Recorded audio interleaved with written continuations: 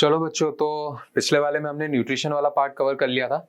इस वाले में हम देखेंगे रेस्पिरेशन वाला पार्ट। ठीक है, चालू करते हैं इसको।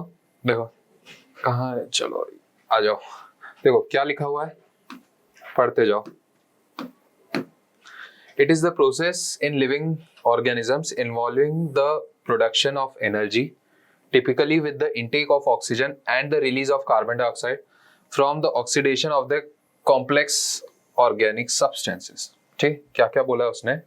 प्रोडक्शन ऑफ एनर्जी हो रही है, ठीक है। क्या है? With the intake of oxygen, oxygen अंदर लिया, कार्बन डाइऑक्साइड बाहर करा, और ऑक्सीडेशन ऑफ कॉम्प्लेक्स, ऑक्सीडेशन मतलब तोड़ना, ठीक, ऑफ कॉम्प्लेक्स ऑर्गेनिक सब्सटेंसेस। ठीक है, क्या क्या है? एक तो गैसियस एक्सचेंज हो रहा है, intake of oxygen from the atmosphere and release of carbon dioxide, ये तो एक चीज हो गई रेस्पिरेशन में। दूसरी चीज क्या है? Breakdown of simple food in order to release energy inside the cellular, is called cellular respiration. ठीक है, दो टाइप के रेस्पिरेशन होते हैं। एक तो आपको लग रहा होगा जो सिर्फ हम ब्रीदिंग कर रहे हैं वही रेस्पिरेशन, नहीं। एक होता है सेल्यूलर रेस्पिरेशन, इसके अंदर आप एनर्जी भी बना रहे हो। बात समझ आई? ठीक है, इसको देख लो आप। अब देखो क्या हो रहा है। सबसे पहले ब्रेकडाउन ऑफ ग्लूकोज पढ़ेंगे। देखो ग्लूकोज, भाई फूड का फॉर्म ग्लूकोज ही, एनर्जी का फॉर्म ग्लूकोज है। सबसे पहले तो ग्लूकोज से ही एनर्जी मिलती है, जो भी चीजें ग्लूकोज वगैरह। ठीक है, क्या आप देखो ग्लूकोज को सबसे पहले अलग अलग पार्ट्स में कन्वर्ट करना पड़ेगा। ग्लूकोज से ऐसा नहीं है कि डायरेक्टली एनर्जी मिल जाएगी। सबसे पहले इधर ध्यान दो, देखो ग्लूकोज को तोड़ने वाली चीज, ग्लूकोज का लाइसिस, ग्लूकोज को तोड़ना उसको क्या बोलते हैं? ग्लाइकोलाइसिस। ठीक है, तो ग्लूकोज से सबसे पहले क्या बनेगा? Glucose 6 phosphate, fructose 6 phosphate, fructose 1,6 biphosphate, 1,3 diphosphoglyceric acid, ये 3 फॉस्फो, ग्लूकोज 3 फॉस्फेट बनेगा, फिर 1,3 biphosphoglyceric acid, 3 phosphoglyceric acid, 2 phosphoglyceric acid, 2 phosphoenol pyruvate और पाइरुविक एसिड। तो आपको क्या याद रखना है? ग्लाइकोलिसिस में क्या होता है? स्टार्टिंग प्रोडक्ट, स्टार्टिंग का जो अपने यूज होंगे मटेरियल और ग्लूकोज, एंड प्रोडक्ट क्या है? Pyruvic acid. बीच की चीजें याद रखो, नहीं याद रखो कोई दिक्कत नहीं, नहीं करोगे कोई दिक्कत नहीं है। ठीक है, तो ग्लूकोज से क्या बना है अपन ने? Pyruvic acid plus energy. ठीक है, अब देखो यहाँ पे क्या होगा। अब पाइरुविक एसिड बन गया, अब उसके बाद फिर 3 अलग अलग प्रोसेसेस होती है। भाई पाइरुविक एसिड तो बन गया ना, बट उसके बाद पाइरुविक एसिड भी तो टूटेगा। ठीक है, तो उसके अंदर 3 अलग अलग प्रोसेस होती। एक होती है जो एब्सेंस ऑफ ऑक्सीजन, ठीक है, anaerobic process, absence of oxygen या एनारोबिक प्रोसेस। क्या होता है? क्या क्या बनेगा? इथेनॉल, इथेनॉल मतलब अल्कोहल, कार्बन डाइऑक्साइड निकलेगी और एनर्जी। ठीक है, एब्सेंस ऑफ ऑक्सीजन किसकी प्रेजेंस होता है? ये यीस्ट की प्रेजेंस में होता है। फर्मेंटेशन जो प्रोसेस होते हैं जिसके अंदर अल्कोहल बनता है, conversion of pyruvic acid into ethanol, CO2 and energy. ठीक है, किसकी प्रेजेंस में? यीस्ट है, ऑक्सीजन है ही नहीं। ठीक है, उसके बाद क्या बनता है? जब इनसफिशिएंट ऑक्सीजन, ऑक्सीजन तो है बट इनसफिशिएंट है। क्या होता है? जब आप बहुत ज्यादा दौड़ते हो या बहुत ज्यादा एक्सट्रीम वर्कआउट करते हो तो मसल पेन होता है ना, या हार्ट बर्न होता है, एकदम चेस्ट में पेन होने लगता है या मसल में पेन होने लगता है, तो वो क्या होता है? Lactic acid. ऑक्सीजन तो मिल रही है, ऑक्सीजन तो ले रहे हो, बट इनसफिशिएंट है। ठीक है, तो क्या? इनसफिशिएंट ऑक्सीजन की प्रेजेंस में in the muscles lactic acid बनेगा और एनर्जी बनेगी। यहाँ पे कोई कार्बन डाइऑक्साइड नहीं निकलेगा। ठीक है, ये देखना कार्बन डाइऑक्साइड निकल ही नहीं रहा है। ठीक है, एनर्जी बने। Accumulation of lactic acid causes muscle fatigue, it occurs after rigorous exercise. बात समझ आई? अभी बात करी। अगला क्या होता है? इन प्रेजेंस ऑफ ऑक्सीजन, ऑक्सीजन पूरी सफिशिएंट प्रेजेंस है, उसमें क्या क्या बनेगा? कार्बन डाइऑक्साइड निकलेगी, वाटर निकलेगी और एनर्जी रिलीज होगी। बात समझ आई? इतनी समझ आई ना? ये चीजें, तीनों चीजें याद रखना। जब पूछे कि ब्रेकडाउन ऑफ ग्लूकोज या एनर्जी प्रोड्यूस बताओ ग्लूकोज के अंदर, तो ये प्रोसेसेस आपको लिखनी है कि एब्सेंस में क्या होगा, इनसफिशिएंट प्रेजेंस में क्या होगा और कंप्लीट प्रेजेंस में क्या होगा। बात समझ आई? ग्लूकोज से क्या बना? Pyruvic acid. 3 प्रोसेस में हमने देखा पाइरुविक एसिड कैसे टूटता है। ठीक है, अब रेस्पिरेशन में देखो। अब रेस्पिरेशन ये वाला हम जो देख रहे हैं वो सेल्यूलर रेस्पिरेशन। अभी बात करी ना प्रेजेंस ऑफ ऑक्सीजन और एब्सेंस ऑफ ऑक्सीजन में, तो ये क्या है? Aerobic, takes place in presence of oxygen. जो हमने पढ़ा था ना लास्ट वाला, जो माइटोकॉन्ड्रिया के अंदर हो रहा है, उसके अंदर क्या हो रहा था? हमने क्या देखा था? कार्बन डाइऑक्साइड, वाटर और एनर्जी निकली थी। ये होगा। ठीक है, जब कंप्लीट प्रेजेंस ऑफ ऑक्सीजन है तो एनर्जी प्रोड्यूस कितनी है? 38 ATP, 38 ATP। ठीक है, ऑकर्स इन माइटोकॉन्ड्रिया। बात समझ आई? End products are carbon dioxide and water. End products बोला है, वो प्रोडक्ट है। एनर्जी तो रिलीज हुई है, वो तो हो ही रही है, बट एंड प्रोडक्ट क्या क्या बच रहा है? कार्बन डाइऑक्साइड और water. More amount of energy is release. ठीक है, एरोबिक रेस्पिरेशन में एनारोबिक से ज्यादा ही एनर्जी निकलेगी। अब आप पूछोगे सर कितनी, तो देखो जो पहले वाला जो हमने ग्लाइकोलिसिस की प्रोसेस पढ़ी थी ना, इसके अंदर आप टोटल देखो तो क्या होता है ना कि 10, देखो टोटली एटीपी नहीं निकलता है इस पूरी प्रोसेस में। आप पूछो कि सर एटीपी कितना निकलेगा, तो पूरी तरह एटीपी तो नहीं निकलता है, लेकिन NADPH निकलता है, ठीक है। NADPH, एक NADPH इक्वल्स टू 3 ATP, ठीक है। तो यहाँ क्या होता है कि टोटल आपका अगर कंप्लीटली उसको एटीपी के फॉर्म में कन्वर्ट कर ले, मान लो US डॉलर को आप इंडियन करेंसी में कन्वर्ट कर रहे हो, इंडियन रुपी में, ताकि आपको आसानी से समझ आए, तो 10 ATP निकलता है पूरी प्रोसेस में जो हमको एनर्जी रिलीज हो रही है, बट 2 ATP ये खर्च भी करता है, 2 ATP खर्च करता है। तो नेट ग्लाइकोलिसिस की प्रोसेस में कितना निकलेगा, 8 ATP। पूछे ग्लाइकोलिसिस में नेट प्रोडक्ट कितना है अपने पास, तो 8 ATP, लेकिन ग्रॉस कितना है, मतलब अपने को ओरिजिनली मिल कितना रहा था, 10 ATP, यूज कितना हो गया, 2, ठीक है। तो ऐसे 8 यहां पे आएगा और 30 आगे आएगा अपने पास, ठीक है। तो एरोबिक रेस्पिरेशन में 38 ATP टोटल, मतलब ग्लाइकोलिसिस के 8 प्लस 30 बाहर के, क्रेब्स साइकिल है, उसके बाद फिर माइटोकॉन्ड्रिया के अंदर इलेक्ट्रॉन ट्रांसपोर्ट पाथवे है उसके अंदर, ठीक है। एनारोबिक रेस्पिरेशन में क्या है, takes place in the absence of oxygen, occurs in cytoplasm end products are alcohol और lactic acid, less amount of energy is release. इसमें कितनी निकल रही है, 2 ATP, इसमें कितनी है, 38 ATP। एरोबिक में ऑक्सीजन की प्रेजेंस में ज्यादा एनर्जी मिलेगी, ठीक है। अभी देखो ह्यूमन रेस्पिरेशन, भाई यहां से ध्यान रखना, ठीक है, जो भी बात कर रहे हैं अब बहुत अच्छे से ध्यान रखना, ठीक है। ठीक, ये वाला आ गया।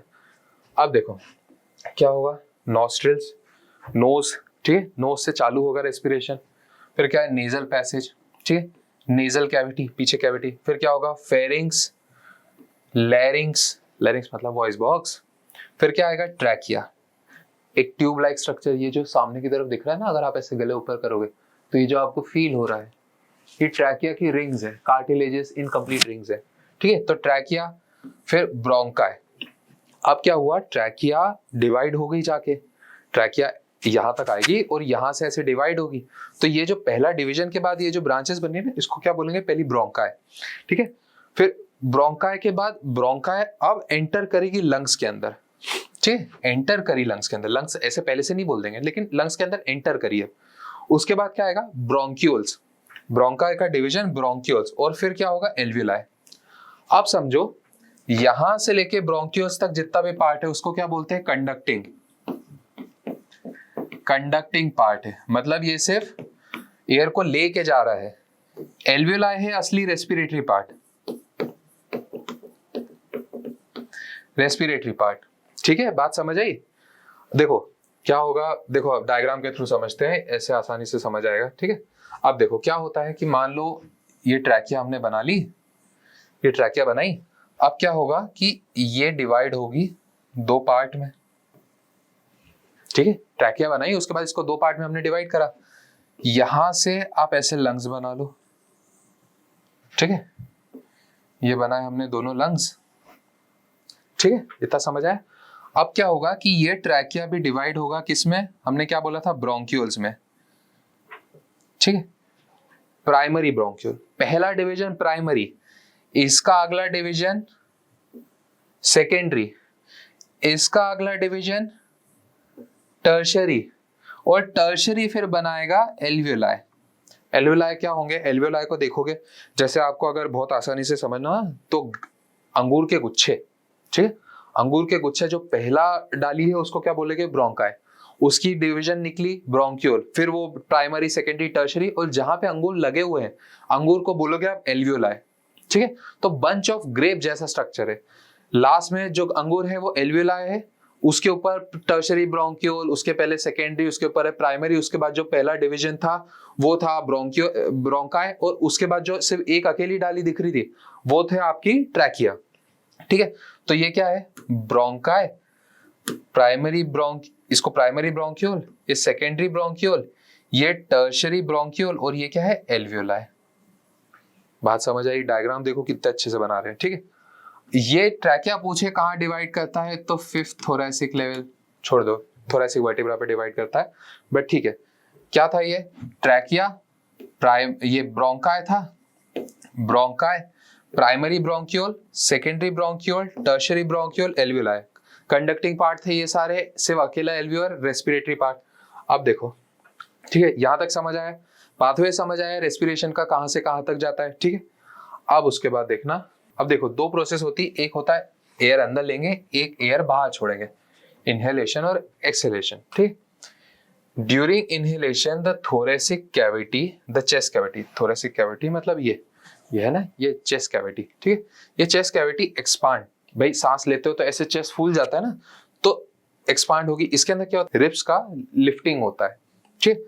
डायफ्राम जो है, डायफ्राम क्या होता है, नीचे ऐसा मस्कुलर स्ट्रक्चर है, नीचे की तरफ ऐसा डोम शेप, अभी बताऊंगा सब कुछ। becomes flat in shape, volume of lung increases and air enters in the lung.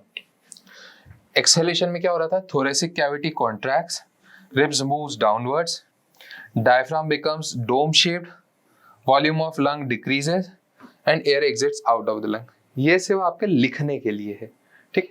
असली मैकेनिज्म क्या होता है अगली वाली स्लाइड में देखो, अब देखना यहाँ पे, अब बहुत अच्छे से देखना, सब चीजें बताएंगे। देखो इनहेलेशन में क्या होता है, देखो बाहर से एयर अंदर आएगी, अंदर आई लंग्स के अंदर आई, ट्रैकिया के अंदर, ये लंग्स है पूरे, इसके बाहर की तरफ ये कैविटी है, ये क्या है, डायफ्राम है। ये जो मसल दिख रही है नीचे की तरफ, ये डोम शेप मसल, अभी जब रिलैक्सेशन है, जब कुछ नहीं हो रहा तब ये डोम शेप है, ऐसी ऐसी डोम शेप है। अब क्या होगा, जब एयर अंदर आएगी, तो भाई एयर अंदर आएगी तो आपको जगह भी चाहिए, भाई एयर अंदर आएगी, लंग कहाँ जाएगा, लंग बाहर फूड तो नहीं जाएगा ना बाहर, तो क्या होगा, पूरी जो चेस्ट कैविटी वो एक्सपांड होगी। आगे की क्या तरफ होता है, स्टर्नम, जो डैगर शेप बोन है स्टर्नम, साइड्स में रिब्स है, पीछे वर्टिब्रा है, ठीक है। तो क्या होता है, जब आप रेस्पायर करोगे तो वर्टिब्रा तो कहीं नहीं जाएगी, लेकिन क्या होगा कि ये जो स्टर्नम है ये जाएगा फ्रंट एंड अप, तो नेट रिजल्टेंट कितना आएगा, इस तरफ। तो रिब्स ऐसी अपवर्ड एंड फ्रंट जाएगी, तो ऊपर जाएगी रिब्स, और क्या होगा, जो डायफ्राम है वो अभी डोम शेप था, भाई ऐसा शेप है तो जगह कम है, ऐसा सीधा कर दिया तो जगह ज्यादा हो गई। भाई अगर इसको मैं ऐसा कर दूंगा सीधा, तो इतनी जगह और बच गई ना अपने पास, इतनी और एक्सपांड हो गई, तो डायफ्राम नीचे जाएगा। तो क्या होता है, डायफ्राम कॉन्ट्रैक्ट, ये रिलैक्स स्टेट है, जब डोम शेप्ड है तो रिलैक्स स्टेट है। तो क्या होगा, जब इंस्पिरेशन होगा तो डायफ्राम कॉन्ट्रैक्ट करेगा, ऐसा था, इसको खींच दिया तो लंबा हो गया, ठीक है, लंबा हो गया तो नीचे स्पेस बढ़ी, और ये कैसी, ऊपर मतलब वर्टिकल एक्सिस में आपकी स्पेस बढ़ी, वॉल्यूम बढ़ा, और रिब्स जब आगे और ऊपर जाएगी तो एंटीरियर पोस्टीरियर, आगे और पीछे की स्पेस में बढ़ी, तो दोनों तरफ, एक इधर से भी स्पेस बढ़ गई, इधर से भी बढ़ गई, वॉल्यूम बढ़ गया, तो एयर ज्यादा अंदर आ पाएगी, तो लंग एक्सपांड हो गया, ठीक है। ये मैकेनिज्म ऑफ इंस्पिरेशन। एक्सपिरेशन में क्या होगा, भाई ये जो चीज करी ना, इसका उल्टा कर दो। रिब्स का क्या करा था, फ्रंट एंड अप गई थी, तो अब क्या रिब्स जाएगी, डाउन एंड बैकवर्ड, ठीक है। तो क्या हुई, डाउन गई, बैकवर्ड गई, रिजल्टेंट डायगोनल नीचे की तरफ, ठीक है। कौन सा, फोर्थ क्वाड्रेंट बोलते हैं ना, 4 क्वाड्रेंट में डिवाइड करते हो ना ग्राफ को, तो ये कौन सा, फोर्थ क्वाड्रेंट हुआ ना, तो फोर्थ क्वाड्रेंट की तरफ रिब्स का स्टर्नम वगैरह गई, और क्या होगा, डायफ्राम अभी स्ट्रेट था, जब इंस्पिरेशन हुआ तो सीधा हो गया था, लंग की कैपेसिटी बढ़ी थी, अब जब एक्सपिरेशन करना है तो लंग का वॉल्यूम कम करना है, पुश मारना है, ठीक है। तो क्या होता है, डायफ्राम ऊपर जाएगा, तो क्या हो गया, वापस से डोम शेप बन गया, ये वापस से डोम शेप बन गया, तो ये क्या हुआ, एक्सपिरेशन हो गया। बात समझ आई, ठीक है। अब देखो, ठीक, यही है, ठीक है। इसके अंदर क्या होगा, जब इंस्पिरेशन करना है तो कौन कौन सी मसल इन्वॉल्व होगी, एक तो इंटरकोस्टल मसल, डायफ्राम, भाई डायफ्राम भी एक मसल है ना, ये क्या हो, अब मसल इन्वॉल्व है तो क्या है, एक्टिव प्रोसेस, एक्टिव मतलब एटीपी यूज हो रहा है, एटीपी यूज हो रहा है, ठीक है। लेकिन जब एक्सपिरेशन कर रहे हैं तब तो अपन रिलैक्स करा रहे हैं ना, डायफ्राम को भी रिलैक्स करा और बाकी मसल भी रिलैक्स करी, तो ये क्या है, पैसिव प्रोसेस। तो इसके अंदर क्या होगा, कोई मसल यूज नहीं होगी, भाई इसके अंदर कोई मसल यूज नहीं होगी। आप जब फोर्स एक्सपिरेशन कर रहे हो, जब बहुत जोर से सांस बाहर छोड़ रहे हो, तब होगा यूज एब्डोमिनल मसल का, एब्डोमिनल मसल का तब यूज होगा जब आप बहुत जोर से एयर बाहर छोड़ रहे हो। जब अंदर खींच रहे हो तब दो मसल है, इंटरकोस्टल मसल और डायफ्राम। लेकिन जब एक्सपिरेशन नॉर्मली कर रहे हो तो कोई मसल इन्वॉल्व नहीं हो, पैसिव प्रोसेस है, वो नॉर्मल रिलैक्सेशन मोड में जा रही है मसल, तो अपने आप एक्सपिरेशन हो रहा है।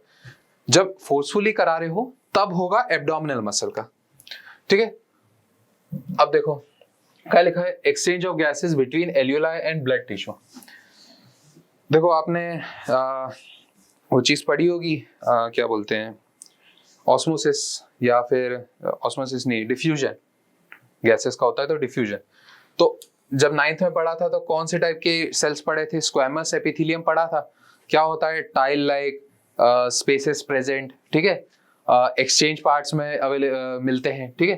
तो ये कौन सा एक्सचेंज पार्ट है? एल्वियोलाई है। एल्वियोलाई में क्या होगा? Single layer thick squamous epithelium की बनी होगी। तो उसमें क्या होता है? बीच में से गैसेस एक्सचेंज हो सकती है। जब एयर का एक्सचेंज होता है तो उसको बोलते हैं डिफ्यूजन। अब डिफ्यूजन में क्या होता है कि जहां ज्यादा प्रेशर है वहां से लो प्रेशर में आती है। अब देखो, पार्शियल प्रेशर ऑक्सीजन का, मान लो ये ब्लड वेसल है और ये एल्वियोलाई का स्ट्रक्चर है, ठीक है। तो यहाँ पे ऑक्सीजन तो बहुत ज्यादा है, लेकिन एल्वियोलाई में कम है भाई।